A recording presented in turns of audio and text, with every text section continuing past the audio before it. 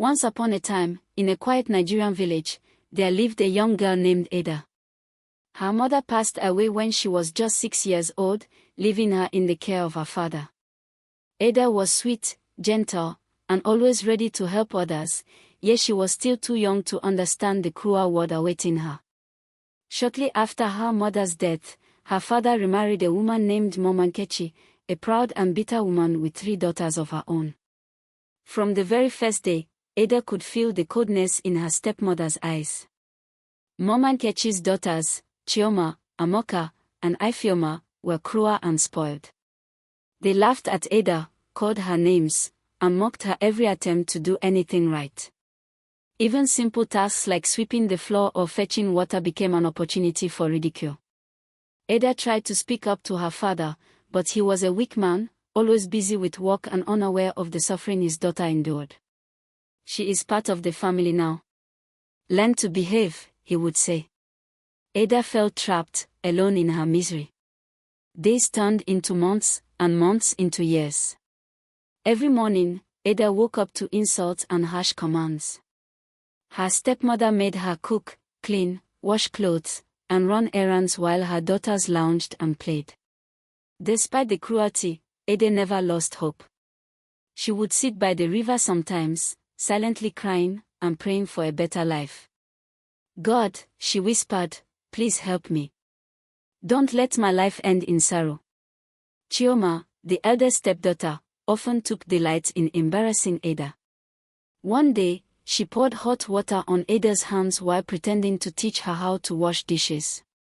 Ada screamed, but no one came to help. Amoka and Ifeoma would steal Ada's small belongings and destroy them. Her school books were often torn, her uniforms dirted. Even the neighbors began to notice the unfair treatment, but no one dared confront Mama Nkechi.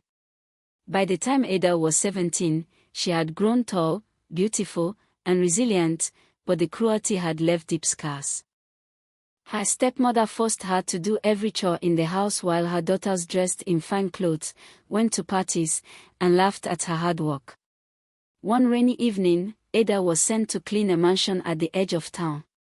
The owner, Mr. Obinna, a billionaire businessman, was not home, but his staff noticed her diligence. "She works like a queen," said one of the housekeepers. The next day, Mr. Obinna returned. He saw Ada scrubbing the floors, soaking wet from the rain, yet still smiling politely.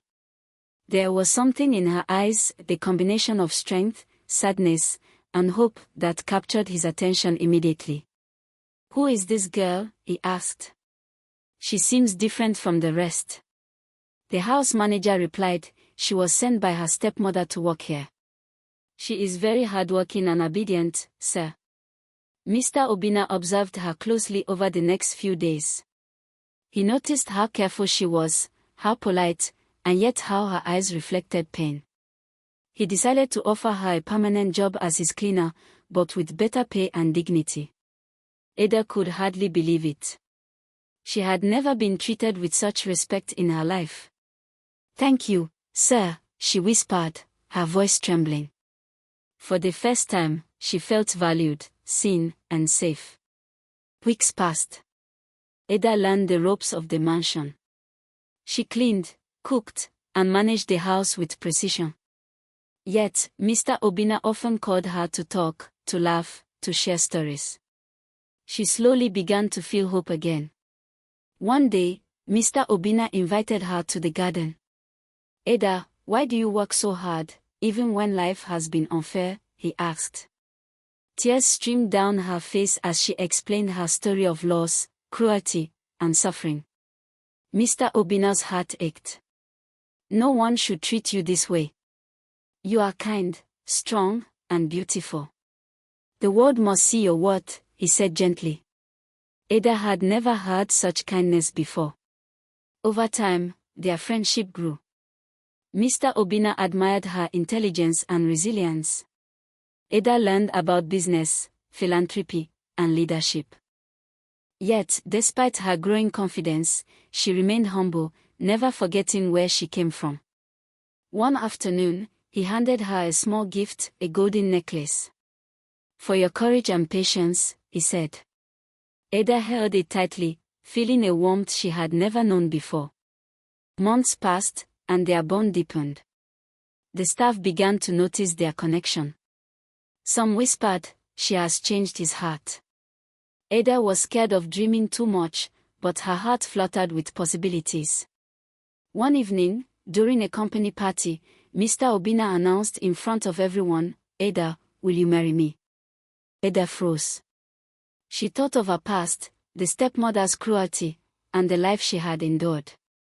Then she smiled through tears, knowing that finally, she could be happy. "Yes," Ada whispered. The room erupted in applause. Her life, once full of sorrow, had now blossomed into joy. The cruel stepmother and her daughters were left behind, powerless against fate. Ada's wedding was grand. She wore a beautiful gown, walked down the aisle with her head held high, and smiled at the life she had earned through resilience. After marriage, Ada continued to help the poor and orphaned, never forgetting her own suffering. She became a symbol of hope for girls who were abused and neglected. Her stepmother, seeing Ada's success, grew bitter. But Ada did not seek revenge. Instead, she prayed for them, hoping they would learn kindness someday. Ada and Mr. Obinna built a large house filled with love and laughter. She adopted children from orphanages, giving them the warmth she had once longed for. Every night, Ada thanked God for keeping her strong.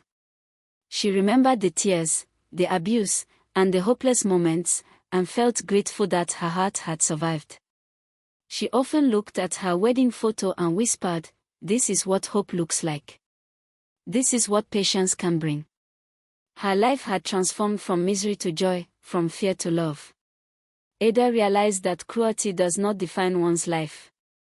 Hardship does not destroy dreams. She had turned her suffering into strength and her tears into triumph. And so, Ada, the girl who was once mistreated by a wicked stepmother and her cruel daughters, became a loving wife, a respected woman, and a symbol of hope.